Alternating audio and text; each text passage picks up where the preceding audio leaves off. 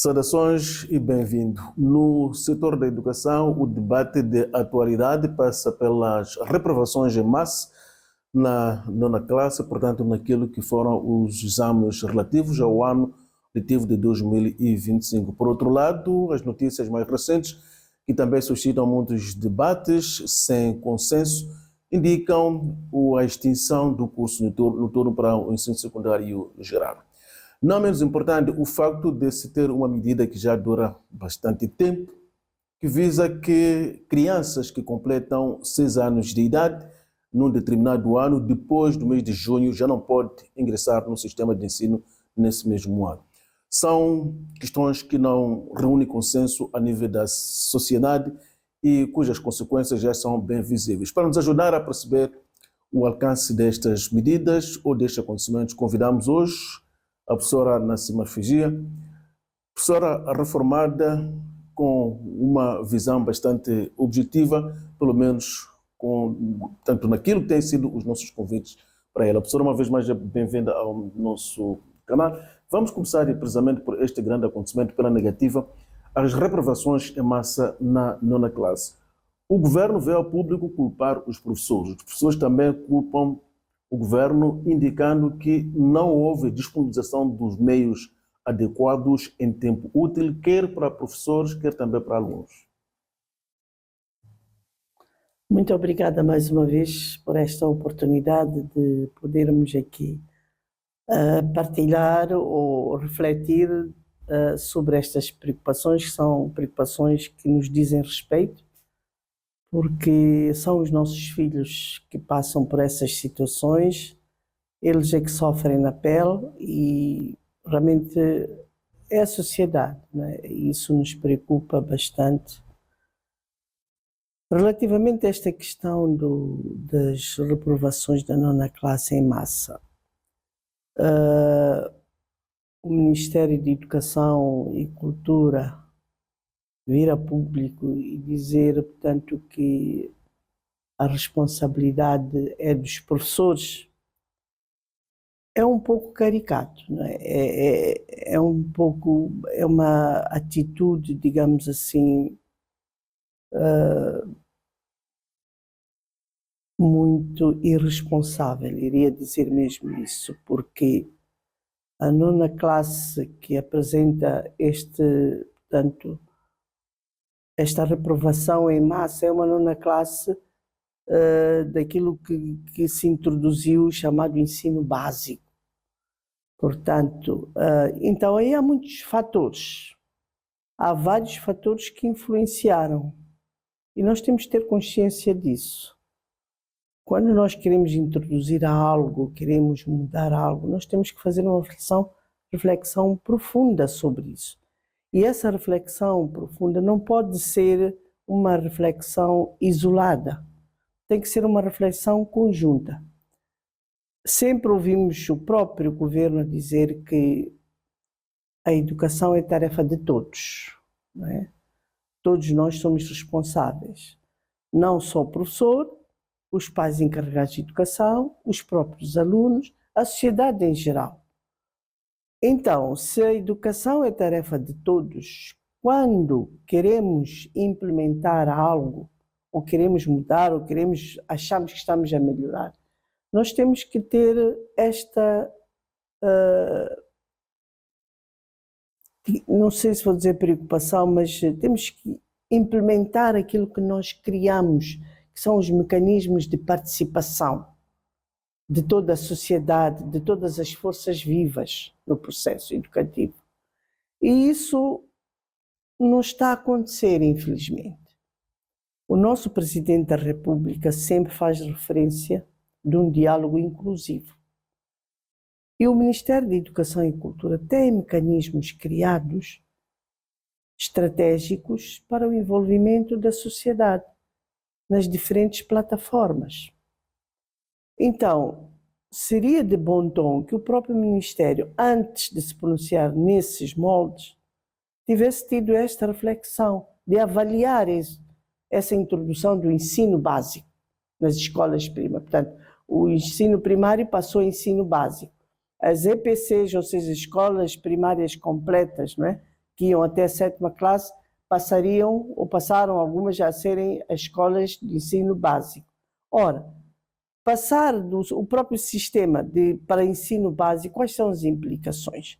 É a formação do próprio professor, são as infraestruturas, são os materiais didáticos. O próprio envolvimento do próprio pai, do encarregado de educação, os gestores dessas escolas, desse tipo de ensino básico.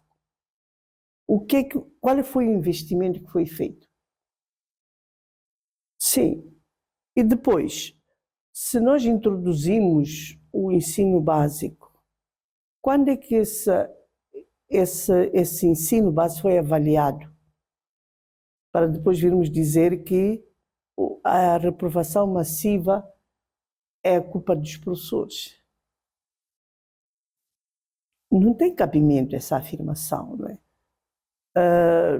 Como é que justifica isso? Quem é o responsável, ou primeiro, do professor? Quem contrata o professor? Como é que contrata esse professor? Como é que preparou esse professor para ir ser professor do ensino básico? Nós podemos visitar várias escolas que estão a implementar o ensino básico e vamos encontrar uma série de problemas, uma série de conflitos, muitas lacunas, digamos assim, no processo da implementação do ensino básico. Naturalmente que esta criança que chega à 9ª classe, se as condições não são criadas minimamente, claro que ele não vai conseguir enfrentar um exame de 9ª classe, que mesmo que tenha sido feito com todas as facilidades, entre aspas, possa responder de forma eficaz. Então, a culpa não é do professor. Há muitos fatores que entram, como eu já tinha dito. E também um outro aspecto, o livro é um suplemento. O livro não é um instrumento básico, essencial, crucial para que um professor possa dar uma aula. Muitas vezes, eu fui professora há anos e anos. Eu tinha o livro de leitura, porque eu sou professora de português, e muitas vezes dei aula sem precisar de usar o livro de leitura. Existe um livro existia. Existe. Para as diferentes classes que eu dei. Nunca. As minhas aulas, todas elas, não foram só baseadas no livro de leitura. Então, o professor tem capacidade, dentro da sua criatividade, dentro daquilo que é a sua formação, de encontrar outros elementos, outros materiais didáticos, mesmo à volta da escola e mesmo na própria criança, porque a criança não é uma tábua rasa. Infelizmente, não há nenhum incentivo nesse sentido. Professores que, apesar de terem uma licenciatura ou nível superior, não estão preparados para dar uma disciplina do ensino secundário. Um professor, por exemplo, num distrito, que tem que cobrir todas as escolas do ensino básico daquele distrito para dar física. Como é que esse professor está a dar? É um exemplo. E nós encontramos várias situações. Então, eu acho que o Ministério de Educação e, neste momento, Cultura, não é? Tem que parar de isolar-se, porque às vezes é nas críticas que nós encontramos alguma solução para os problemas ou para as dificuldades ou para os desafios que enfrentamos. Sim, senhora, queremos transformar o ensino primário no ensino básico, assim vai até a 9ª classe, o aluno... Tudo bem, mas vamos envolver as pessoas. O país tem capacidade para isso. O problema, às vezes, é que nós queremos colocar em primeiro plano o dinheiro. Não é? Não temos dinheiro, então temos esta experiência, temos alguém que diz que pode financiar, financia durante 5 anos, pronto. Mas ainda estamos a ter surpresas, não é? Então, desagradáveis, infelizmente. Então, o grande problema começa precisamente na reforma, quando se diz que o ensino básico Sim, que o ensino básico agora pronto, cobre todas as classes, vai até a nona classe. Tudo bem que seja assim, mas nós temos que pensar que os fatores chaves do sucesso do ensino básico ou de qualquer outro tipo de medida relativamente ao setor da educação têm que merecer uma reflexão conjunta, envolvente e estratégica. As políticas de educação hoje em dia são feitas assim, que nem sei se existem neste momento, não sei. Porque de 5 em 5 muda-se o governo, muda-se o mandato. O antigo mandato era Ministério de Educação e Desenvolvimento Humano. Na sua opinião, professor, não terá havido, digamos, um debate mais alargado E profundo. e profundo? Não. E não houve um acompanhamento um pouco mais incisivo e um assumir da responsabilidade, da grandeza da responsabilidade dessas mudanças. É muito importante isto. O envolvimento do próprio professor. Sim, o professor é o elemento-chave. Então, ele tem que ser envolvido. Temos que criar mecanismos. Existem mecanismos de participação, do envolvimento de todos os atores para qualquer tipo. É assim que tem que ser. E é assim que nós vamos ver em todas as partes do mundo. Já estamos perante factos consumados. São factos que, entretanto, não devem prevalecer, não devem ser eternos. Quais são as vias que devem ser usadas para a solução do problema, para a correção do problema? Mudanças estruturais mesmo, políticas do próprio setor, não é? Nós não podemos continuar a trabalhar, não é, nos modelos em que nós estamos a adotar. Por exemplo, um caso concreto, este mandato, por exemplo, nós não temos grupos de trabalho que haviam anteriormente, onde todas as forças vivas da sociedade, se a minha área específica, o meu contributo para a educação é, por exemplo, sobre género, ou sobre ensino primário, ou formação do professor, ou produção de material didático, existem grupos específicos, grupos de trabalho específicos, onde eu vou dar o meu contributo, onde vamos discutir, vamos refletir e o resultado ele vai, portanto, para etapas subsequentes. Então, isso hoje em dia não existe. Então, como é que nós vamos trabalhar assim? E estamos a dizer que a educação é tarefa de todos. Quando o Ministério da Educação e Cultura atribuiu culpas aos professores por esta reprovação em massa na nova classe, não nos estará a associar a situação ao facto de, durante todo o ano 2025, eventualmente, não se ter assistido a uma onda de manifestação de descontentamento decorrente, por exemplo, de falta de pagamento de horas extras e de outras situações que não terão sido atendidas em tempo. Eu acredito que não. Eu acredito que não. Porque este problema das horas extras não é de hoje, né? Já vem. E isso é um assunto que tem que ser resolvido, quer dizer. Nunca se falou tanto como se tem falado ultimamente. Sim. Aqui é valorização, aqui e acolá. Exatamente, mas na essência, para mim, esta questão da reprovação em massa não tem nada a ver. Tem a ver com um conjunto de fatores que não foram ou não estão a ser observados, acompanhados, monitorados, avaliados. Sim, há vários fatores aqui. A própria formação deste professor. Quem é o professor que está a dar o ensino básico? Vamos visitar as escolas, vamos ver.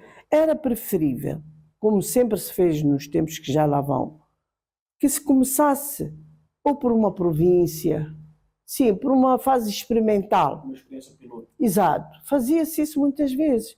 Um ano depois fazia-se uma avaliação e via-se o que é possível, como é que nós podemos continuar a expandir, quais são os desafios que nós encontramos, como é que atacamos esses desafios.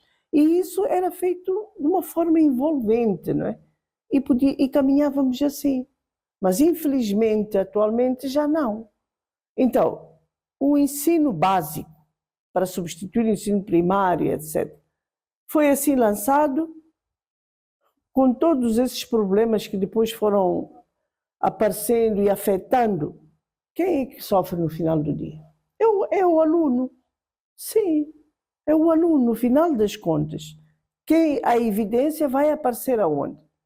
No resultado da aprendizagem. Este resultado da aprendizagem envolve vários fatores que nós temos que ter em consideração.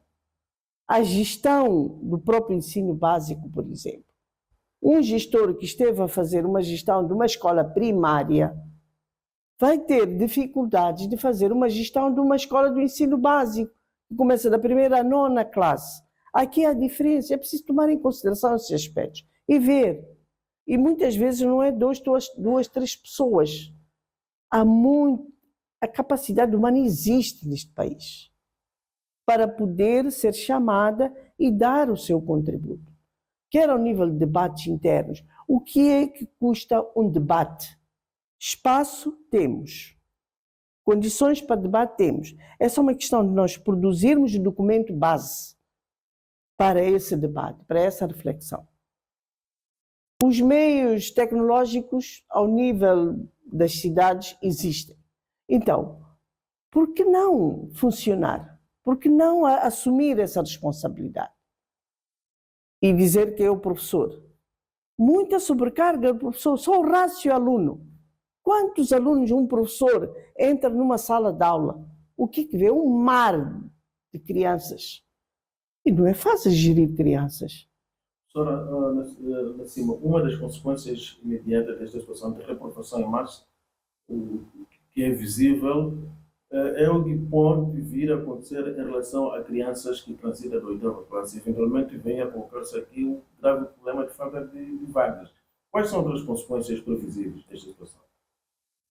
São graves, não é? As consequências dessa situação são gravíssimas porque não está a haver nenhuma reflexão sobre essa situação. As coisas vão acontecer como está a acontecer, que vai acontecer por causa do curso noturno. Né? Vai abolir o curso noturno, vamos usar a modalidade do ensino à distância. Como é que essa decisão é assim tomada? Quais são os fundamentos que estão por detrás dessa decisão? Como é que a sociedade, direta ou indiretamente, é envolvida nessa decisão?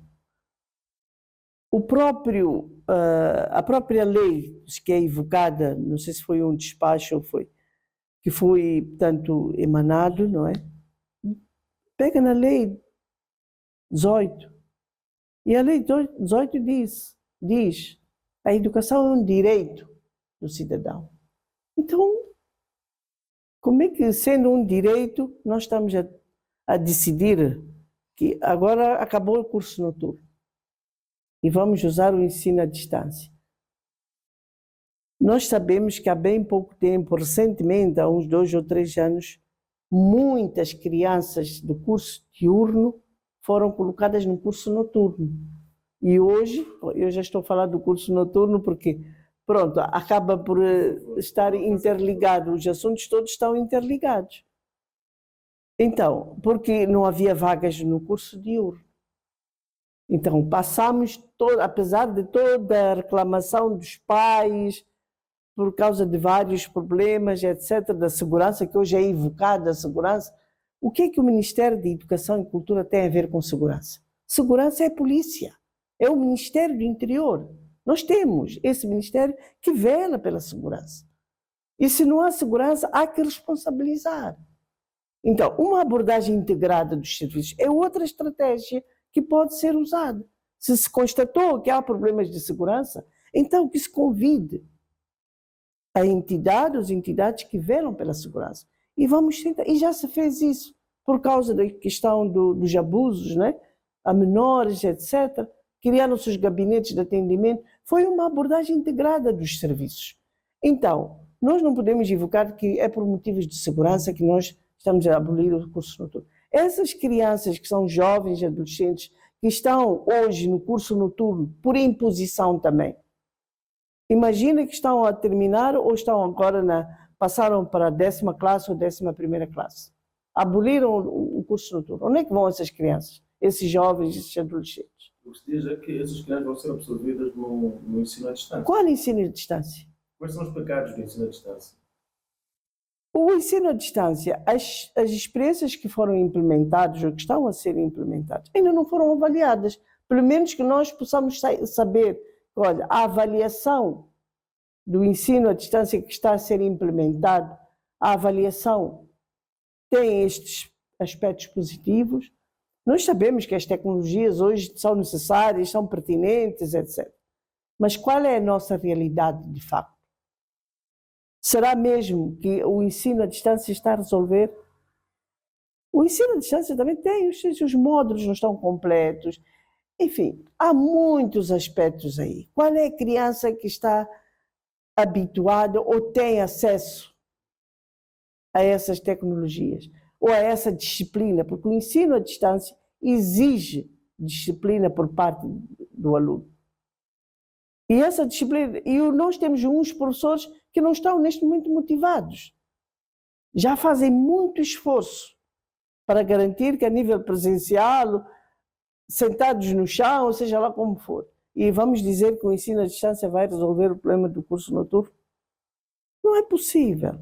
O que se ouviu quando se começou a falar, portanto, da extinção do curso noturno para ser absorvido pelo ensino à distância é que uma das medidas que se pretende, portanto, adotar como solução do problema, é uma das medidas que se pretende adotar para resolver o problema de incapacidade de pagamento de horas extraordinárias.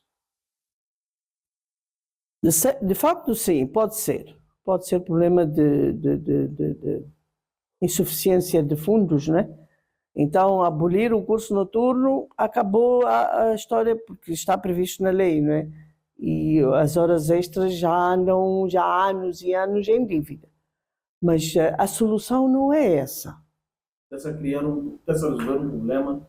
Criando outro problema, sim. E andamos assim, não precisamos disso. O que mais me preocupa a mim nisto tudo é a falta do envolvimento dos setores-chave neste processo. Se o Ministério de Educação e Cultura enfrenta dificuldades em termos de pagamentos, de horas extras, etc., etc., tem que envolver, tem que encontrar soluções envolvendo, não é? Criando esses mecanismos de debate para mostrar que realmente tem alguma insuficiência, sim, mas estamos aqui para ouvir, não é? Para ouvir e ver em conjunto quais são as melhores medidas. E existem, podem existir, sim, senhor. Isso é como, por exemplo, vou dar um exemplo bastante elementar. Uma família que quer jantar fora, uma família de 7, 5 pessoas. Estivesse, mas eles procuram. O que é que tu queres comer? Vamos lá ver o restaurante. Discutem. Qual é o restaurante? Onde vamos? O que é que tu queres? Tu gostas disso, gostas daquilo, gostas não sei de quê? Vamos lá ver. Qual é o restaurante que pode servir? Quer dizer, essa discussão, mesmo se feita assim dentro de casa, é uma forma de apanhar um consenso de modo a que todos estejam satisfeitos e o jantar ou o almoço que vamos ter no restaurante, ou seja positivo, seja bom para todos nós. Então é tão simples como isso.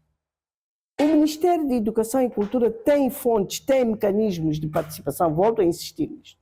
Então que envolvam, que criem espaços de debate para essas situações e não tomem decisões sem nenhuma reflexão, não estamos a ver quais são os fundamentos, qual é a argumentação, que avaliação é que foi feita, por exemplo. Eu fiz parte de um programa do ensino à distância. Fiz parte. Eu gostaria de ouvir do próprio Ministério qual é a avaliação que fez dessa implementação desse programa.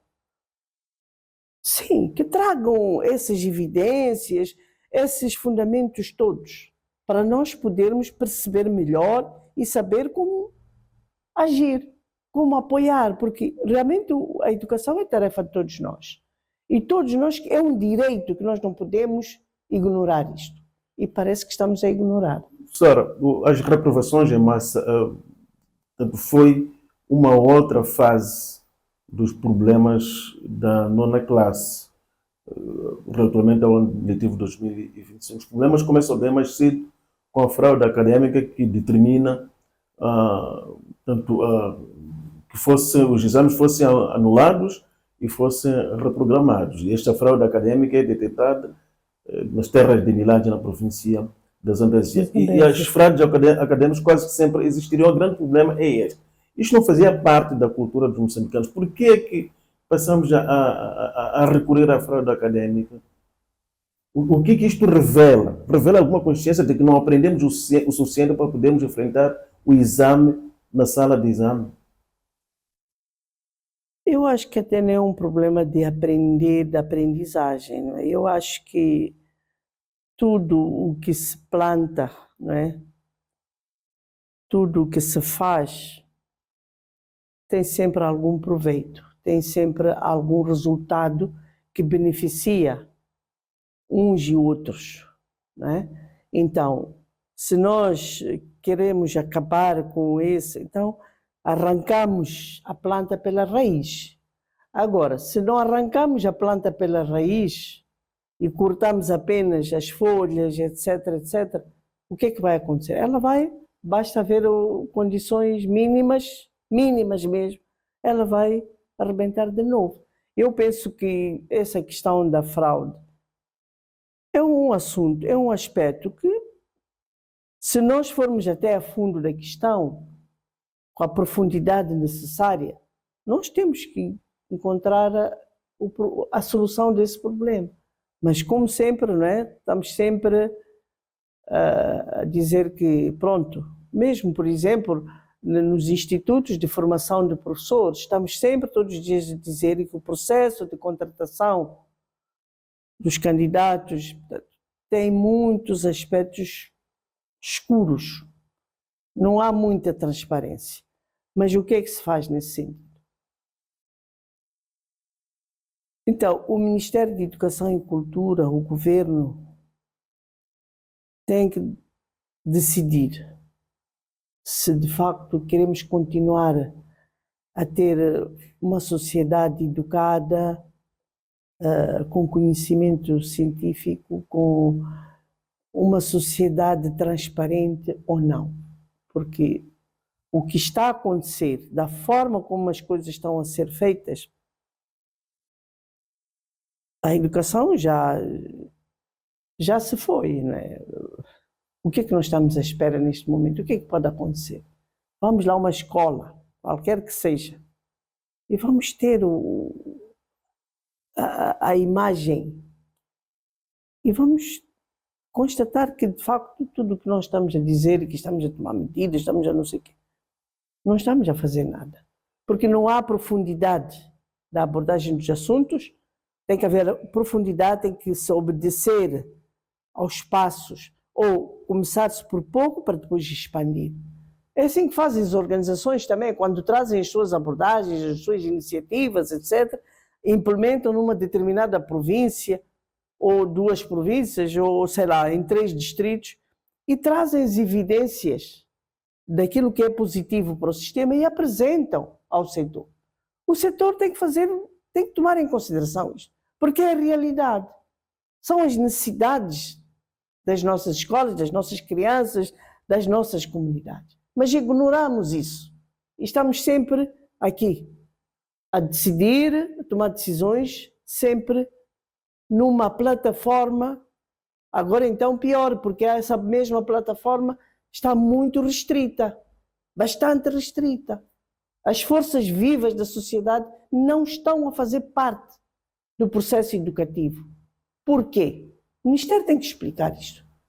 No âmbito destas reformas sistemáticas, desde que o país se tornou independente, tanto no setor da educação, uma das medidas bastante polêmicas, que já durou algum tempo, mas até hoje não há consenso, tem a ver com o facto das crianças que completam, portanto, há 6 anos de idade, num determinado ano, se tiverem nascido depois de junho, já não podem ingressar no sistema de ensino nesse mesmo ano. E, em consequência, quando chega a época de matrículas para novos ingressos, repete-se que as metas das matrículas não foram cumpridas. E já ninguém se lembra de que esta medida pode ter tirado uma boa faixa de crianças que ajudava a completar, portanto, as metas. Eu gostaria de ouvir a análise da professora Ana Sena. Olha, isso é uma das medidas que também é tomada assim. Porque, como eu já disse, muitas vezes, é preciso refletir um pouco mais, olhando para nós próprios. Quais são as nossas necessidades? Nós, moçambicanos, temos que tomar decisões sobre o nosso sistema de educação. Não podemos ficar em gabinetes e à espera que outros decidam por nós. Ou espera que alguém diga, olha, o dinheiro está aqui, então você agora vai fazer assim, assim, assim, assim, assim. O resultado qual é? E mesmo essas crianças que ficam de fora, pelo menos tivéssemos a preocupação de olhar para aquilo que é o pré-escolar, que olhar que outros tipos de atividades essas mesmas crianças estariam envolvidas. Porque é a sociedade, são as nossas crianças, é a nossa sociedade. Eu não sei, mas às vezes parece que estamos a viver num mundo que temos dificuldades de perceber a realidade em que estamos. Sinceramente falando, há uma imaturidade, irresponsabilidade naquilo que nós estamos a fazer no sistema de educação. A educação de um país, está aqui Zimbábue. Zimbábue é um país vizinho. Zimbábue enfrenta vários obstáculos, mas veja a educação, o sistema de educação do Zimbábue. Nós implementamos um programa em Milange, que é mais ou menos fronteiriço com o Malawi, né? Enfim, vamos lá ver o sistema. Por que temos que viajar, entre aspas, não é? Temos pessoas aqui, temos capacidade humana em Moçambique, que tem estratégias viáveis, aplicáveis para a nossa realidade, que vão responder às nossas necessidades. E as nossas medidas são medidas que são tomadas. Eu até olhei para aquilo, acho que é um despacho, não sei se o despacho, já nem me lembro bem, sobre essa coisa da abolição do curso noturno. Eu ainda não entendi nada daquilo que está descrito. Eu até, se fosse possível, ia convidar um jurista para analisar aquele documento em termos jurídicos. Só em termos jurídicos, porque para mim, de acordo com aquilo que eu entendo de leis, etc., aquele documento não está... Não, o debate da atualidade, incluindo pessoas que entendem de direito, leva à mesma conclusão de que parece que há algum problema de ordem legal nesse Exatamente. Então, temos uma Assembleia da República que aprova leis. Entretanto, estão-se a tomar decisões que são praticamente como se fosse tomar decisões sobre uma lei.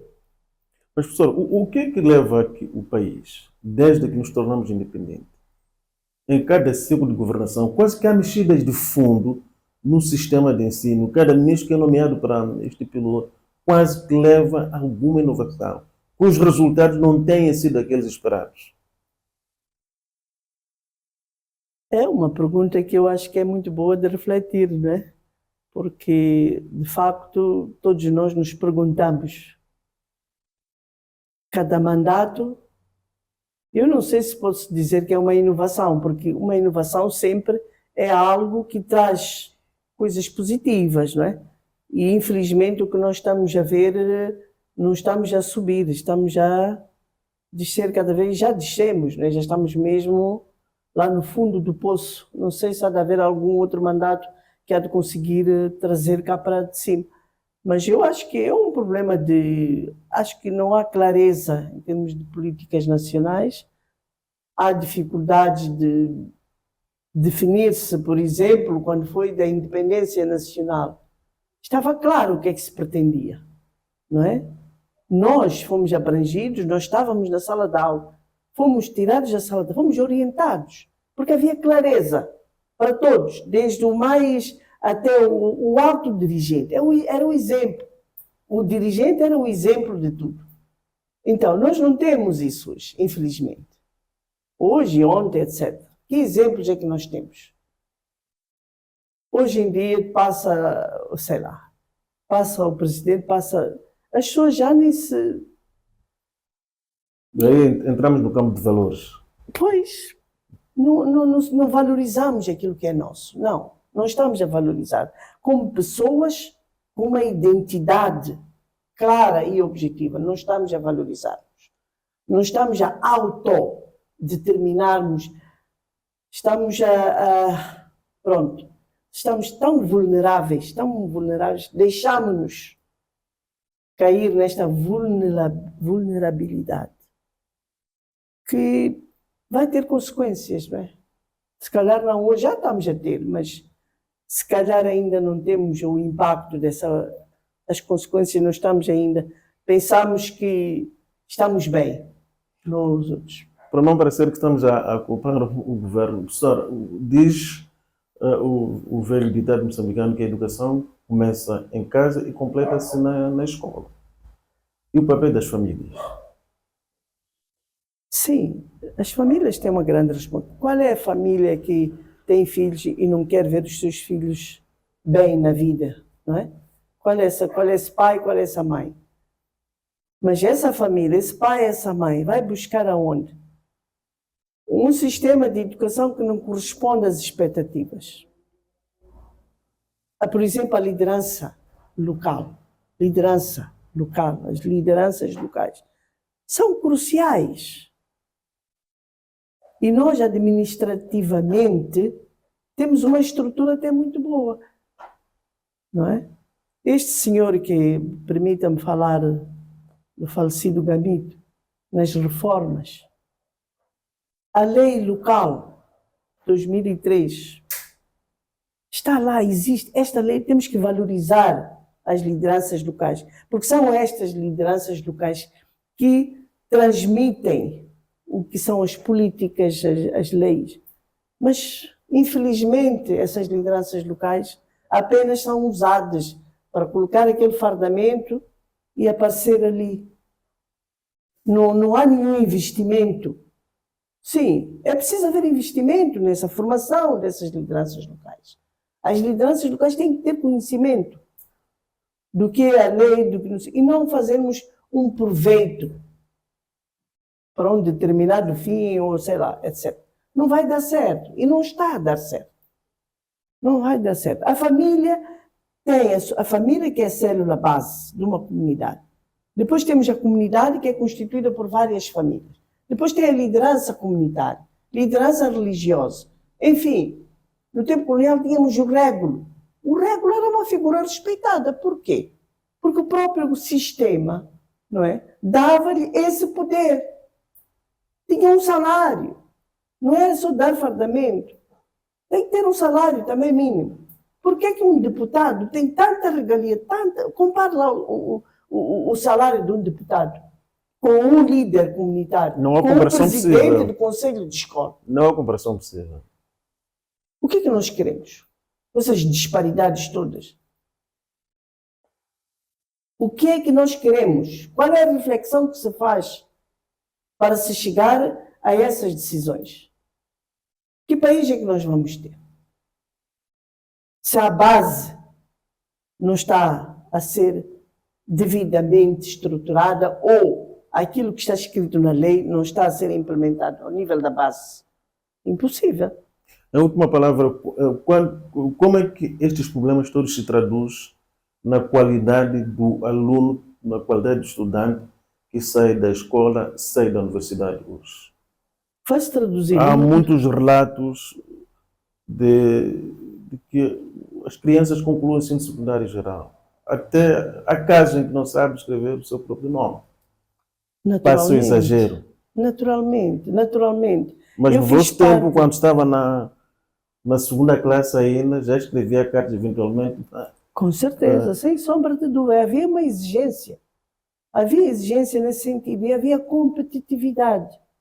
Nós estamos a falhar em termos de enquadramento das pessoas nos seus devidos setores, a função pública, o enquadramento das pessoas, a pessoa, qualquer ser humano gosta de ouvir sobre o trabalho que faz, se é um trabalho bom, se é um trabalho negativo, o que é que deve melhorar, o que é que não melhorou.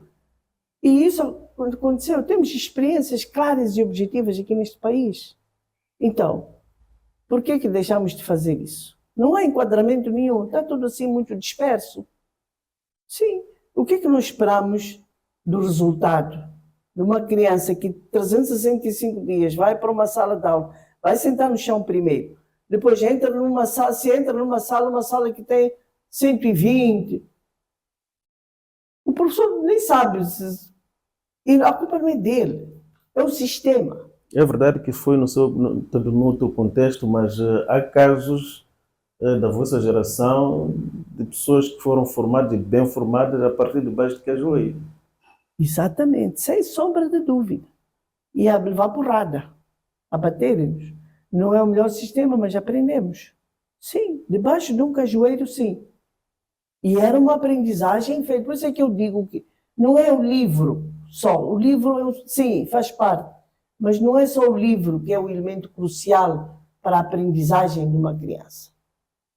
Eu posso organizar uma aula. Eu tenho experiência profissional, tenho conhecimento, tenho tudo isso. Eu posso organizar uma aula com 500, sei lá, qualquer coisa que... Por quê? Porque eu me dediquei. Por que eu me dediquei? Porque havia alguém por trás de mim que me orientava para isso. Sim, e avaliava o meu trabalho. E chegava no fim e dizia, semestralmente, trimestralmente, dizia: escola tal, fulano tem professor X, professor de não sei o quê. O enquadramento, nós temos que fazer a máquina funcionar. E não andarmos a querer implementar assim, ad hoc, coisas. Por quê? Dinheiro é preciso, sim, mas nós temos isto para poder refletir e decidir sobre as nossas vidas. Professora Ana Sima, o ensino privado a nível do país, o recurso ao exterior é uma solução para os problemas pelos quais o país passa no setor na área da educação? Olha, não sei se é a solução. É verdade que o ensino privado não é para todos, é para quem pode. Só a partida é para quem pode. Será mesmo que nós vamos funcionar só para quem pode? Ou estamos a funcionar só para quem pode? Então, o que é que, como país, qual é a nossa situação? O que é que nós queremos? É um país, isto é um país soberano. Então não podemos só direcionar as nossas decisões ou políticas, etc., para quem pode. Tem que ser para todos, para aqueles que mais precisam. São esses que fazem a voz do país. Então são esses. Todos os países, acho eu. Ir para fora é uma opção, sim, é um direito, mas para quem pode. E ainda bem que há instituições que oferecem bolsas, não é? Pelo menos há bolsas que, embora também há aí muitas nuances que... Mas tudo tem que ser analisado, tem que ser avaliado. Não podemos tomar decisões sem ter uma avaliação clara e objetiva. E temos de ter consciência de quanto mais participativos formos, melhor ainda. Temos que aceitar isto. Alguém que faça parte. Nós temos hoje o professor, por exemplo, a ONP, temos várias associações de professores. Os professores organizaram-se, estão-se a organizar. Então vamos buscar essas forças. Vamos criar uma plataforma em que eles mesmos façam parte. E temos que assumir as responsabilidades e encontrar. É aqui onde nós vamos encontrar as soluções que respondem àquilo que são as nossas preocupações. E não nos restringirmos a um grupo restrito e depois, quer dizer, eu não sei, não é?